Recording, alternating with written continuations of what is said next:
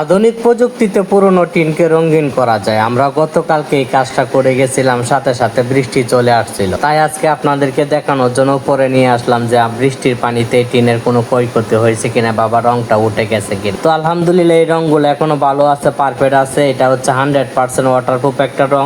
এই রঙে 100% গ্লেজ থাকার কারণে এই রংটাতে আর কোনো সমস্যা হলা পড়বে না বা বৃষ্টির পানি ধরবে না। এটাতে এখন যে পরিমাণে গ্লেজ হয়েছে, এই গ্লেজের কারণে এটাতে আর বৃষ্টির পানি বাঁচবে না, আর এটাতে মরিচা পড়ার কোনো সম্ভাবনা থাকবে না। তো ভিউয়ার্স, আপনারা চাইলে এভাবে সুন্দরভাবে কাজটা করে নিতে পারেন মেরিন এনামেল দিয়ে। তো মেরিন এনামেলটা হচ্ছে সীসা যুক্ত থাকার কারণে এই রংটা টিনের জন্য খুবই ভালো, খুবই উপকার, এবং ফিনিশিংটা একদম অরিজিনাল রঙিন টিনের মতো ফিনিশিং হয়। তো আপনারা চাইলে এভাবে সুন্দরভাবে কাজটা করে নিতে পারেন। এই টিনে যে পরিমাণে মরিচা ছিল, এটাকে ঘষে পরিষ্কার করে আমরা ওয়াশ করে দিয়েছি। আমার পাশে যে ঘরটা দেখতে পাচ্ছেন, এর থেকে আরো বেশি মরিচা ছিল। তো ফিনিশিংটা মাশাআল্লাহ অনেক সুন্দর হয়েছে। তো আপনারা চাইলে এভাবে সুন্দরভাবে কাজটা করে নিতে পারেন। সেই ক্ষেত্রে আমার প্রোফাইলের নিচে নাম্বার আছে, যোগাযোগ করলে আমরা কাজটা করে দিতে পারবো। তো ধন্যবাদ সবাইকে।